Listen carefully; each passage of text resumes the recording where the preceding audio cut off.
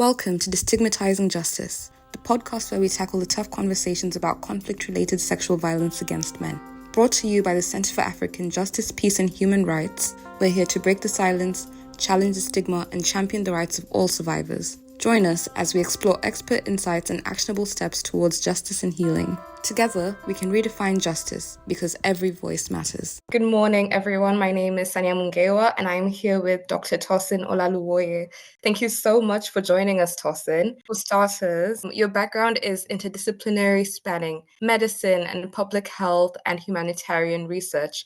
Could you please give us an overview of your background and what led you to focus on this particular topic?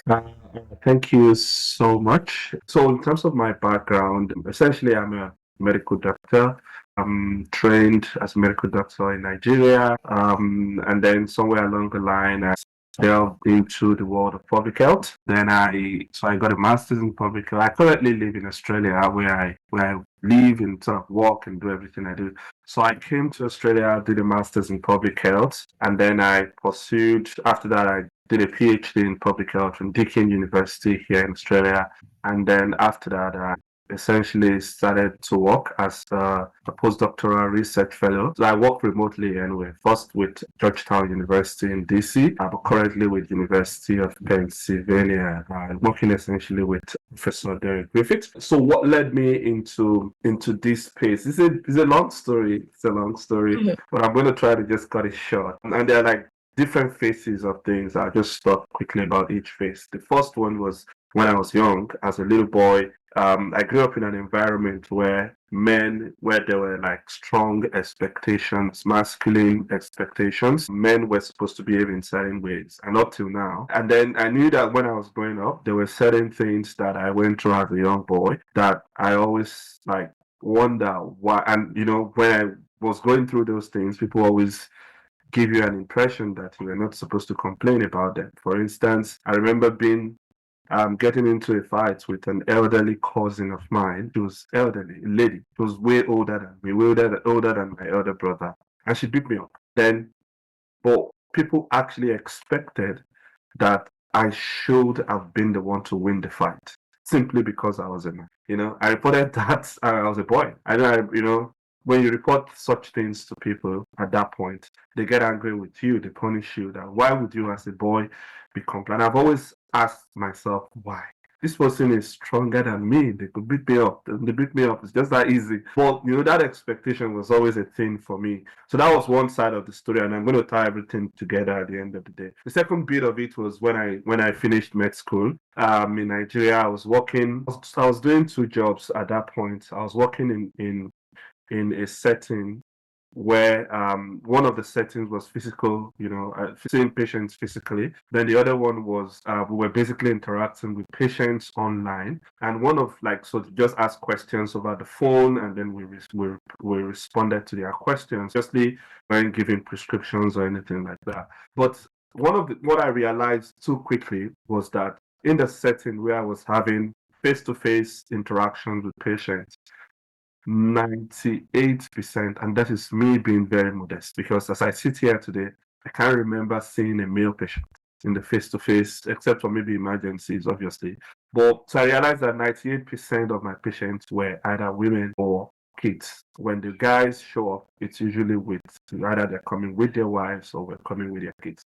But I also realized that switch in the other job, literally 3 out of 4 patients were men. That's I started asking myself, obviously, why. And one of the answers that I could think about was that literally these men felt safe because they were in a place where no one is able to see them. And this sort of took me back to when I was younger. Men are generally afraid or maybe not afraid is the word, are generally not comfortable coming into a space where they are perceived as weak. So I started, that really started raising sort of questions in me. And then when I came to Australia to do a master's in public health, I think the second class I had was on health equity. And basically it was saying that everybody should have, for sort of equitable access to health. And I knew that at that point, because as a person, and of course, you know that many of the things that we do as researchers sometimes can be influenced by our personality, our experiences, and all that. And as a person, I knew that if you ever see me raise my voice, I'm talking about injustice, talking about somebody that has been, so many times it's sort of something that burns my, when I see someone. So I knew the moment I had that unit, I knew this was it for me. I want to do something about health equity. But at that point, I had not decided it was going to be men or women. So when I got the opportunity after the master's, I got a scholarship to do my PhD. And it was one of the first things that was decided was, okay, it has to be in the humanitarian setting, which of course I felt, okay, aligned really with my health equity sort of worldview. Or interest, I would say. And so I decided that I was going to do this in humanitarian context, because obviously protecting refugees. But again, go a step further, what refugees are we protecting? I thought about, okay, I wanted to do something on gender-based violence. And then I got into this literature search, because I basically got my scholarship before I got a topic. So I got into this literature search and I realized that everybody was getting, like almost all the literature were talking about violence against women, violence against children, which, and I must say at this point, in all through my discourse, and I always say this, that my interest in men's health, my interest in men's health as a whole, does not in any way try to undermine the need for protection of women's health. I always love to highlight that, because I think that's an important thing to do too. But I realized that there was a gap. Nobody was talking about men's health. And then sort of now made me flash back to my experience that I've talked about as a young child, my experience as a doctor in Nigeria. Putting all of this together, I just told myself, look, if men, because I saw in some literature that men actually experience these things, like if men actually experience this, we should not put them at a disadvantage simply because of we think this should not happen to them. They should be able to manage it.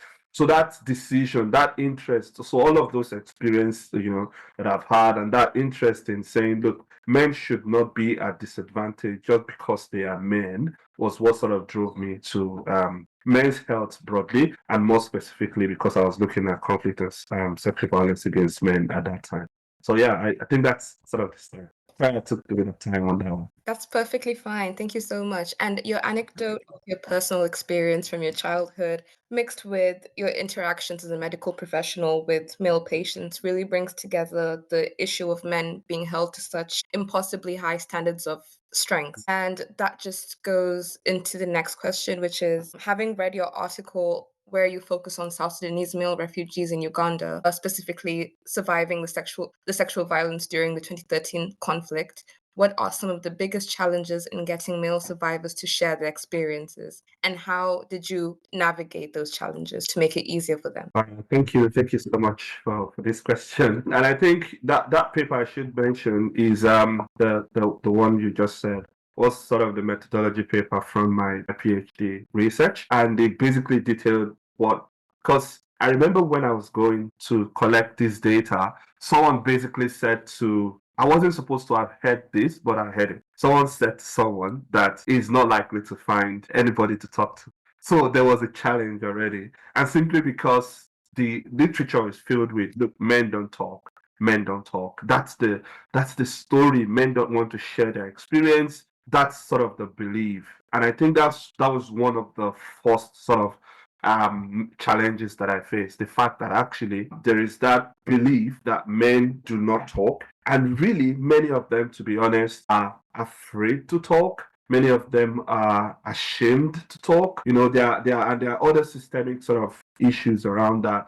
I remember when I went to so I'm going to be talking a lot about my experience in the camp, just to sort of, I think it brings it to life a little bit. When I went to the camp, I was supposed to, like, my plan from my research proposal was that I was going to talk to NGOs, international agencies, and get them to help me with recruitment. And I spent 1 year in Uganda, and not one of them was able to give me a participant.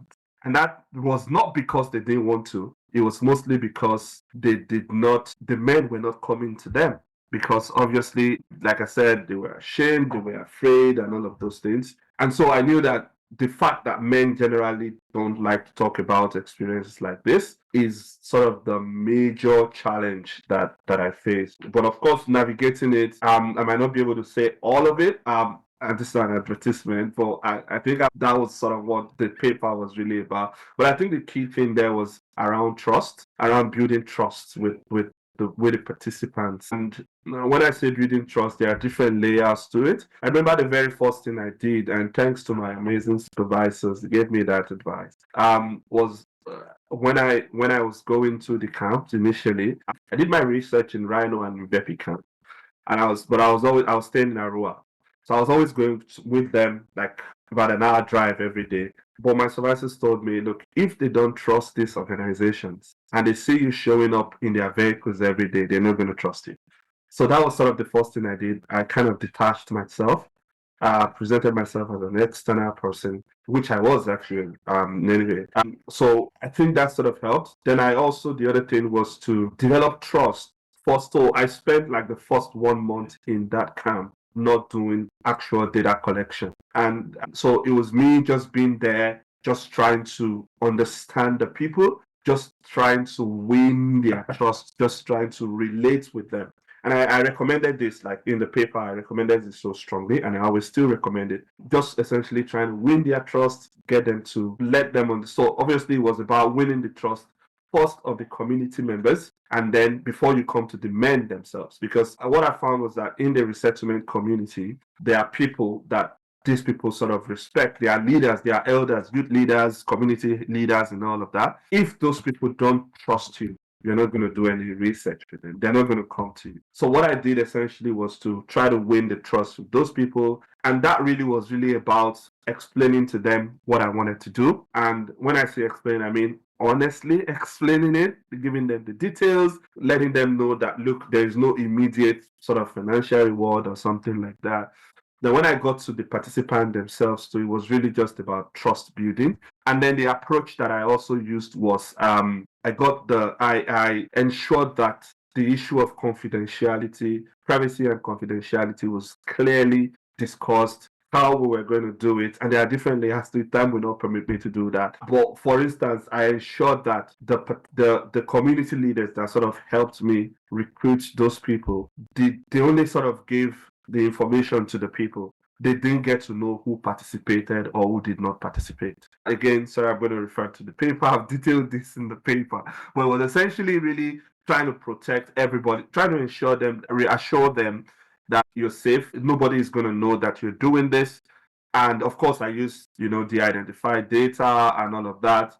When it got to actual participation, we talked about things we had in common. For instance, it was soccer. I know that South Sudanese love soccer. I'm a soccer fan, big one. So it was something we could easily relate with. So I think at that point, it was a lot easier for people to talk to me. And a lot of them were also sort of referred to me by their friends, by their church leaders, by their religious leaders, I'll use that word, because a lot of them are also Muslims. And so, yeah, I think really around building trust was sort of the key thing for me. I also made sure, obviously, that I assured them of voluntary participation, letting them know that, look, you can choose to withdraw at any time. So all of these, I think the basic word was really around trust. And finally, I would mention one other thing that I think really contributed. I don't know how this will sound, but it is the truth. Because I remember when I was talking to one of the participants, he basically told me, finds it, and so I'm saying this because that was what it said. And he said, I find it easy to talk to you about this because I feel like you are one of us. It was basically touching his skin. So the fact that I am a black male, I believe that played. And I'm not saying other people from other race or gender would not be able to do the same, but I think in my own case, it contributed. And at the end of the day, I must say that I had a lot of people willing to talk. I had a lot of people willing to share their experience. And one thing I would just add to that is, contrary to the view that men don't like to share their experience, in my sort of research, what I found was many of them, like I had people come to me saying, Tosin, thank you for letting us talk about this. Like many of them found it therapeutic. I had men break down weeping while they were sharing their experience. And when they were done, obviously when they started crying and all that, I had to give them the option, almost even encourage them that if they want to withdraw, you can withdraw at this point. But I found that they were really interested in sharing their experience. And every single person that shared the experience with me left happy. Because obviously, I guess the other thing I should have mentioned was that I was also non-judgmental.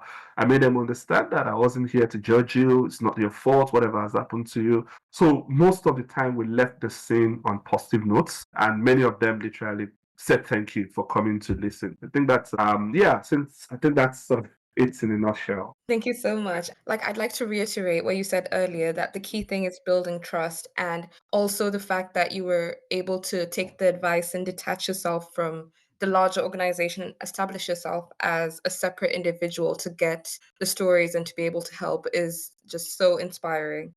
Yeah. Furthermore, it's such a genuine way of doing research, interacting with people on the field and finding out their experience and Yeah. going outside of what you went there for, just talking about football and all these things. And furthermore, you learn so much more beyond than what you actually went there for. And finally, like, I'm just so intrigued by the entire answer and the promises of confidentiality and voluntary participation tied in with the personal connection, you being a Black man. It must have made it so much easier for the male victims to open up. And maybe in turn, they thought that they could help people with their stories and not feel ashamed about it. So, given your medical background and the opportunities you had to directly interact with them, you've seen firsthand the physical and psychological effects of conflict related sexual violence. Are there any unique medical or health challenges that male victims face in comparison to female victims? Okay. Are they unique? I would say broadly, there are lots and lots of physical and psychological consequences that they face. Some of them similar to what female survivors would also experience, but some of them also sort of to an extent unique. And some of this I basically try to like classify into physical health, into mental health issues, into social health or social conditions, and also sexual health. And in terms of obviously mental health, there was, I mean, a whole lot of people, dealing with anxiety related issues, depression, PTSD. Um, I just thinking about it reminds me of one guy I was talking to. All that, I mean, the one form of sexual violence he experienced was that the guy was basically stripped naked. And I remember that at a point some people were arguing that is that a form of that should not be a form of sexual violence and this that. But I realized when I was talking to this guy that it was when he was describing his experience, it was sitting right in front of me. And then he was sort of when he got to talking about how stripping him naked made him feel, how what happened and all of that. I found he was basically trying to like literally saw him move his hands to like start covering his genitals, even though he was fully clothed. Now, I should maybe put a warning here. Some of the things that I might be saying, if I have to share an example, some of them might be quite gross. So maybe I'll just put out there a little bit, a disclaimer of some sort. But when I saw him do that, I know that there was something going on in his head. There was something that sometimes we want to think, oh, it's the rape, it's the that. But as I don't want to use the word small, as almost like stripping the person naked. It was doing a lot of damage to him. So there were a lot of mental health issues. There were also obviously a lot of physical health issues, some of which included because for some of them they had objects inserted into their genitals, and that caused a lot of pain, a lot of trauma. So there were some of them like talking about pain in genitals and all of that. And then some of them were raped, and of course, in terms of rape, most of the time will be anal rape. And then I had some of them basically saying that up to the point where we were talking, they still like sit on hot water, like not hot, like warm water to sort of, or they still find some of them still find it difficult to like sit, and some of them already have like fecal incontinence and all of that. So these are like physical health issues that happen with this man. And then the other bit of it was the sexual health. One common theme, one something I heard a lot was men basically saying when I asked them like what has the effect been on you in terms of your sexual health and stuff, what I hear a lot is sometimes I still get interested in a woman. I can see a woman and I like a woman. Once I think about what happens to me, everything goes down. So basically for a lot of them, it was low libido. For a lot of them, it was premature ejaculation, it was weak erections, basically from thinking about all of the experiences. And I'm still in the process of like writing papers on this. I have data that hopefully before the end of this year I should be able to finish writing. I'm currently writing one on the prevalence of, because it was a mixed method study I did. I'm still writing on the prevalence of the forms of sexual violence at this time. At some point I intend to write about the health consequences and all of that. But these are the things. And then the other bit of it was the social bit, which in a way I would say has a bit of, maybe that's sort of where you might start seeing the uniqueness a bit more common, because obviously female survivors of sexual violence, so we have PTSD, they will be depressed. But I found like for this, and of course they also have social issues, but there were some social issues that I felt were sort of unique. And some of these were men basically having problems in their marriages because of this, because of their experience. The guy was telling me how wife was raped in front of him, and because of that, when he got home, he basically told the wife to go. Now that's a problem for the woman, basically, but that's also a problem for the man. You know, he told me essentially he used to love his wife and he felt bad about it. And I must say that up until the moment we were talking, this guy was still saying, if I find the people that did that, kill them. I'm going to do that. And so that's the other thing that I was going to mention in terms of the mental health thing. There was suicidal tendencies. Quite a number of them have actually attempted suicide. I must say, about 50% of the people that participated in the quantitative study have either thought about suicide or have even attempted suicide. So there was also that suicide, there was also that homicidal tendency, some of them thinking they want to take revenge and stuff. So it's a whole lot of things. But, you know, see how that can affect the marriage. Then there's also the part where, and again, this is probably where I say that some of these consequences are actually sort of interwoven. There's a lot of, there's a bit of a cascade here. So for some of them, the inability to like have, you know, maybe weak erections, mature ejaculations, and all of that has effect on their family lives, because I mean it has effects obviously on the family lives, and of course it also has effects on their perception of masculinity, because where I came from and in most part of Africa, your ability as a man to sort of be able to perform sexually is one of those things that sort of make you a man. And when that is out of the window, and this obviously ties to the concept of, you know, how masculinity is construed. If that's out of the window, that's likely to affect, you know, the home, the social system in the home. And of course, that in itself can be what will even cause the depression or contribute to that.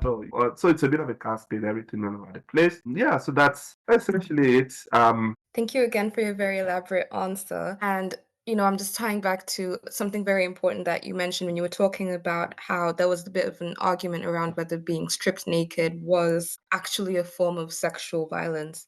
And it absolutely is, because it affects the individual. And also, you mentioned that he had issues afterwards where he was still thinking about it and still acting as if it's something that he could go through at any time. And I think that minimizing the severity of certain actions makes it harder for victims to come forward. And it's just so important that you take every single thing that's reported and take it seriously and be open to sharing it with people so that they could learn that sexual violence spans beyond the, you know, stuff that causes bodily damage or that affects them psychologically or socially also. And just to go to the next question, out of the forms of sexual violence you discussed in your research, what struck me was the use of coerced perpetration, which is sort of like a second level sexual violence because it's not being done on them, but they're being made to do it on other people. And this must complicate their trauma. Definitely. So, how does this make it harder for them to maneuver that? And also, how does it complicate the broader conversation around justice? Thank you. Thank you so much for this question. And I think it's probably one of the most important discussions to have around this subject. So, and I'll start this way. I remember, I think it was last year or the year before, I saw a tweet on X. It was by a police officer in, I don't want to mention where, but it was by a police officer, and they were talking about sexual violence. It wasn't in the context of I took a photo of it in case it deletes it at some point. I think it should be somewhere on my drive. The tweet was really about a man being sexually violated and stuff. And somebody said, and this guy basically, this was a police officer, a high-ranking police officer for that matter, basically said that he's surprised to hear this, that men are supposed to enjoy it. And I think that's sort of where I will start this, sort of because the belief is that when you tell a man to say have sexual intercourse with a lady, basically what we're saying, forced coercion, the belief is that you should enjoy it, you're supposed to enjoy it, but that's not the case. That's really not the case. I think that's one thing we need to first throw out of the window. It's that we need to dump, and it's so really, and I started to go into the story of this police officer in this is context, because what it tells me is that if this kind of person hears a case of sexual violence against men, against a man, that man is not getting justice, because this high-ranking police officer thinks he's supposed to enjoy it, basically, and that's terrible. So, because the truth is that it is not the case that every man wants to sleep with every woman that is sick, or it's not the case, and I think this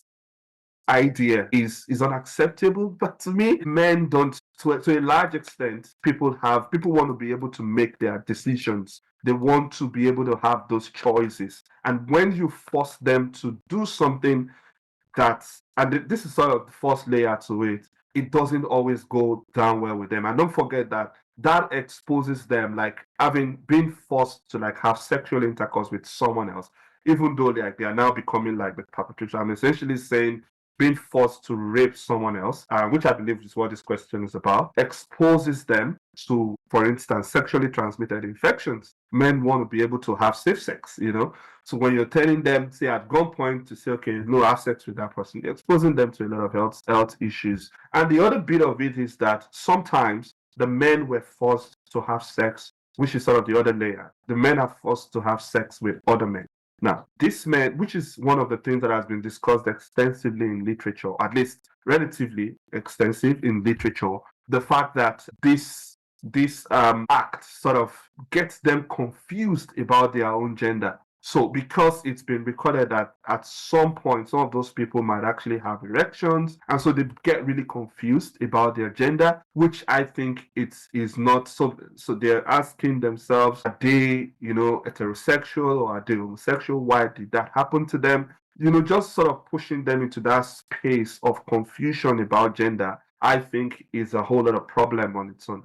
And then the other part of it, which I think is sort of the last phase, is some of these people that were coerced into perpetrating sexual violence were actually in form of incest. And I think that is maybe a bit I think that is probably one of the worst things that can happen to anybody. I had people share this particular experience. A guy said how he was forced to have sex with his own sister. In my part of the world, it's a taboo. It's unacceptable. And the guy said about how one of his friends was forced to, have sex with his own mother. I heard of and of course that guy basically, the reason I'm saying he said a friend of his was because the friend eventually committed suicide.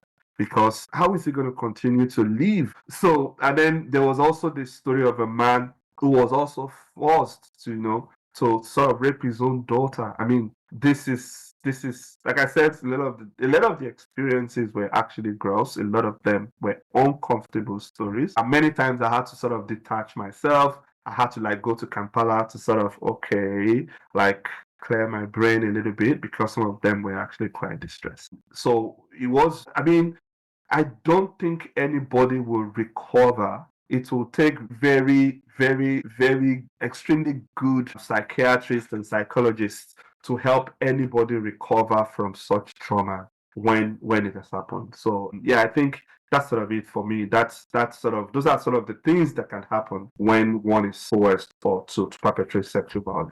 And it's based on the experience that was shared. Yeah, the talk around taboo is such a major thing, and the layers are so terrible. I imagine, as hard as it is to hear about it, or for you to have firsthand been told about it, it must have been a million times harder to have experienced or to have even witnessed firsthand. And I read a paper recently on conflict-related sexual violence in Colombia, and also in a previous episode, I got the chance to discuss with a legal professional about the fact that many health professionals lack the knowledge and the expertise to recognize the signs of sexual violence or respond appropriately, especially when it came to male survivors. How can we equip medical and humanitarian responders with the necessary skills to provide better care? I think the starting point would be, and that's because what I want to say is because majority of the healthcare professionals are from the larger community anyway. Majority of them are from the larger world, so to say. I think the starting point is for us to start this education on a community level, making people understand that men can be sexually violated.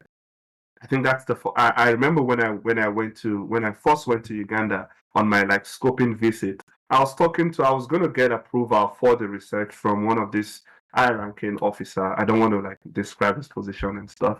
And I remember when I went to his room, got into his office, the first thing he asked me when he saw my topic, it was like, oh, sexual violence against men. Does this happen? And that was the question. And I told him that, well, I've read that it happens. I basically told him that, I've read. But and of course, I told him that, well, at the end of the day, he basically said, when you're done with this research, I'd like to see the report, And the reason I mentioned that is because if a person that highly placed does not know that men, and this person is his position is directly related to refugees. If a person that highly placed does not know that this happened, then we're in trouble, essentially. So I think educating people on that idea that men can indeed be sexually violated is the first step. And then the other things will now be, obviously there are papers all over the place, including some of which I've written, some of which other amazing authors have written. Might be the paper you read from Colombia, because I know they've done some work in Colombia and so many other places. I think those sort of materials should be sort of used to educate healthcare professionals and humanitarian aid workers, educating them on the forms of sexual violence. They need to know what constitutes sexual violence, because many of the times when people say sexual violence, the first thing that comes to mind is rape. So a man is not raped, oh, it's fine. He has not gone through anything. So there's a need to, educate people on this. There's a need to educate them on the consequences, on things that can happen when a person, because in some instances, it is actually from the consequences that you can work your way back to the fact that this person was sexually violated. When I got to Uganda, they told me that a lot of men have been committing suicide recently. I am not saying they did it because of sexual violence, but we need to think broadly. So if you say they've been committing suicide, it will be wrong for us to think, oh, it must be because they are suffering in the resettlement. I mean, that's a possibility, but they need to be able to. So if they know that someone is presenting with, say, symptoms suggestive of depression or PTSD, they should, in addition to trying to work out what could it have been, what trauma, was it the war, was it the gunshots, they need to start thinking back and, including things like sexual violence on that list. And to be honest, at this point, I'm not aware of any like training materials, but I think such should come up. Maybe some of us or some other people that are interested in the subject may be able to develop some training materials that will sort of encompass all of these things, bring all the sort of knowledge together. And then it should be part of, like, how do I say it, the maybe pre-employment or even as refresher courses that aid workers and healthcare workers would get involved in. I think this would help in a very big way. Yeah, I hope I've answered the question. You absolutely have. And I think it's also something that you mentioned, that it's important to understand that men can definitely be sexually violated. And that's why it's so important to understand the forms of sexual violence. And you've mentioned a few times the fact that you've heard that people have committed suicide and, maybe not directly linked to the issue, but you've given one story about someone who had because of this. And I'd like to ask, are there any other future effects that sexual violence in conflict has against men? Yeah, obviously many of the social issues that I've mentioned are sort of futuristic. Like many of them are things, some of them are still with their partners, but if I might say the way people have described their experiences, some form of disaster waiting to happen. It's like we know things can never be the same again. The first time I'm not sure if this was if the man the first time I stepped into Rhino camp, the very first day I saw a man beating his wife. The only thing he was saying was that you are making yourself the man in this home. That was the only thing he was saying. Obviously, people came around. I think they detained him, which I think was good because I mean there was definitely no reason for you to start beating a woman. But again, these are some of the sort of larger consequences that can happen. We can understand how you feel, and that's why people like us are trying to like come up with solutions to the problem, but it doesn't justify violence against other people. But these are some of the things that can happen going forward because men generally feel emasculated by their experience, and their authors have spoken about this. In fact, from my study, one of the major reasons why sexual violence was perpetrated was because the perpetrators were trying to emasculate the men. They were trying to make them feel less than men, essentially. And this can happen, and obviously in future, that can affect, their family settings. But of course, there's also the physical consequences that can also sort of, I've mentioned before, some of them may not have those symptoms now, because I must say that sexual violence still continues in the resettlement communities. And that's sort of one of the things I'm writing up in the paper. Because I looked at it in 3 different settings. What happened in South Sudan, what happened during flights to South Sudan, and what's happening in the resettlement community. So these things still happen in the resettlement communities. And I mean, possibility of people coming up with tears, with incontinence, fecal incontinence, and all of that still exists. So definitely, and of course, some of them may not be having symptoms of depression at this moment, but these are things that can happen somewhere down the line, especially if they don't get the necessary support that they should be getting. So yeah, that's what I think. It's so important to have such a conversation because, like you said, that there are layers to it. There's stuff that happened within conflict on the journey to what you would deem safety and also within the resettlement communities. So I've had the privilege of having conversations with legal professionals around justice and the legal system. But from your perspective, are there any barriers or hindrances that prevent male victims from accessing support and justice? And how can other professionals, like medical professionals or humanitarian organizations, address them? All right.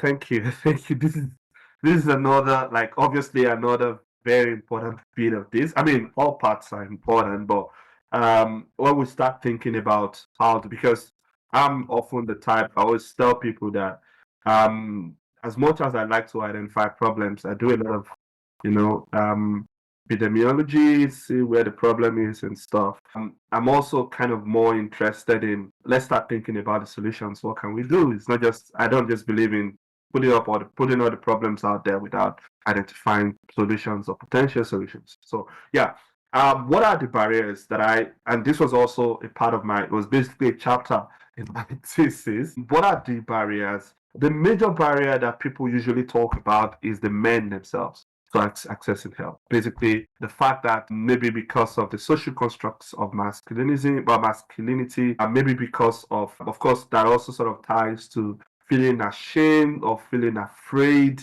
to be able to come forward. That is a barrier to accessing justice, accessing healthcare or support of any sort. How do they address that? So what I'm just going to do is try to talk about what I think is a barrier or what the barriers are, not what I think, because this is based on my study, what the barriers were and what I think the solutions should be. I think we need to give men safe spaces, and this will go back to what I said when I started about where I was working and I had a safe space, where men could come to talk about their experience. I really think some others disagree with this, but I really think men need to be given that safe space, because one of the things that they told me was that they don't go to health services because those health services are built for. They believe that it's. I mean, and that's the other thing. The entire experience as emasculating them. Emasculated them, made them feel less than men. Now, the truth is, telling them to go to a place where they get even more emasculated, I don't think it's going to help anybody. People can call it ego or whatever, but the reality is that if you put it that way, this man will not show up. And that's why most of the organizations that I said earlier, they don't have people that they're looking after because they are. So I think men need to be given separate safe spaces. The other barrier is obviously, like I've mentioned, the fact that many people don't know that this happened to men, including aid workers, including people in the justice system. I'll give you a shocking example. If somebody told me that they went to a health facility to because they said these things were troubling them, and they went to discuss with somebody, and they said they were given Panadol, like Panadol, and I'm like, what for exactly? So I think, like we said before, so there's that systemic thing, and I always like to say that many times we talk about the role of men in terms of barriers, and we usually stop at that point. But the truth is that most of the barriers go beyond that. There's also that place of we need to educate the system. These people that are supporting aid workers, supporting the survivors, that are supporting refugees generally, must be educated on this subject. They must be educated on the subject. And then the other thing is, which I also think is important, which is sort of also the barrier, is that not many people, maybe I would say the justice system has not supported victims enough. The justice system has essentially not supported the survivors enough. And that's because look at the example of the police officer that I mentioned earlier. I still have the screenshots on my phone somewhere. The justice system has not supported them enough. If nobody has been like punished for experiences like this, I think one of the things we need to do is to start bringing perpetrators to justice. Is to really start bringing perpetrators of sexual violence to justice, whether against men or against women. But in this context, we're talking about men. So I think bringing perpetrators of sexual violence to justice, I think, is another important step, because I think it encourages the people to know that, it encourages them to come forward to say, I can get justice. And there's a word I'm trying to look for here. If people get closure, some form of closure with that. The fact that they're able to get some form of justice about it. And then the final bit that I would just say is, maybe in terms of also barriers and also suggestions, is that policymakers, I think, need to take these things a bit more seriously. There are in UNHCR, United Nations documents, sexual violence against men is not a big thing. Like, it's not mentioned. We've had men's health really has not been a big issue. Like, people don't take it seriously. Recently there has been some increasing interest, but I'm still not where we want it to be yet. But I think, and in some instances, they've mentioned that, okay, we need to take care of something, like, I'm just paraphrasing something, we need to take care of, male survivors of sexual violence. But most of the time, it's often, in theory, it's often on paper, So we need to start thinking about how policy issues around sexual violence against men can be, integrated into policies. How they are supporting them can be, sort of integrated into policies and all of that. So I think, those are just four of sort of the bit of a long list of it. So, but I'll just maybe stop at that for now. The lengthy answer was very necessary because I've picked up so much from you. First off, the belief that safe spaces are made for women is so outdated. And it shocks me every single time I get into a conversation about this or I read literature on it. It's insane that this conversation is still swept under the rug, yet there have consistently been conflicts for us. Yeah. I don't know how many years. And plus, the story on how someone was given painkillers upon speaking about his experiences is also just unfathomable to me. Finally, policymakers certainly should take things more seriously. And I also think that bringing perpetrators to justice is key for closure of the victims. To just tie everything we've spoken about up, from your perspective, what is the most important takeaway, and how can people help break the silence against conflict-related sexual violence against men, or sexual violence against men in general? Thank you so much. I think there's probably a lot of takeaways. I don't know which one to say is the most important, but I think a good starting point, and that's sort of, I'll go back to where I started when I said thank you for having me on a space like this. I meant it. And that's really because I appreciate the fact that there is a forum like this to talk about sexual violence against men. I think we need to have more of these conversations. I think there should be more conversations like this at conferences, podcasts, which is sort of what we do these days. It's sort of what people do now, podcast, and many of the tech things. So I think that we need to have more conversations on sexual violence, and some of these conversations we border around letting people know that men can indeed be survivors of sexual violence. I think that's probably one of the biggest points. So having conversations that sort of puts it in people's faces. Not when I say people, I'm referring to individuals, I'm referring to men, the male survivors themselves, I'm referring to policymakers. Let people know that this happens, and let people know that and as I'm going to argue sorry, I keep talking about my paper. In the paper I'm currently writing, the prevalence of sexual violence against men is probably, from my study, it was more than what has been reported in literature. So letting people know that sexual violence occurs against men, it occurs at a relatively high prevalence, and then the fact that men should not be afraid to seek support. But while I say men should not be afraid to seek support, we should also sort of get policymakers and practitioners, medical personnel, make spaces safe for men to come and share their experience. We should absolutely make spaces safe for male victims to come forward. And we will certainly keep having these conversations. I feel like you can't talk about it enough. And we'll do our bit to destroy the stigma. And we hope the more people listen, the more people read, the more people just get in touch with the literature and other forms of media, they understand the severity of the issue and the fact that it actually happens. Yeah. And Tosin, I really appreciate having you on, and I hope we just keep meeting and keep talking about this in a bid to tear down the barriers to justice for male victims of sexual violence. No, it's been my pleasure talking about this. I would say this is probably, it's probably one of the few things I can talk about for hours. Just keep going because, like you said earlier, we might talk about it here, but for the people that had the experience, it's very distressing and stuff. I really do appreciate this opportunity, and I think you're doing a great job. Really, I really do appreciate the fact that this is happening. Yeah, thank you. Thank you for tuning into Destigmatizing Justice. We hope today's episode sparked your interest and inspired you to act. Please share it with others and join the conversation on our social media platforms. Let's keep dismantling stigma and building a world where justice is genderless. Until next time, remember that awareness is the first step towards change.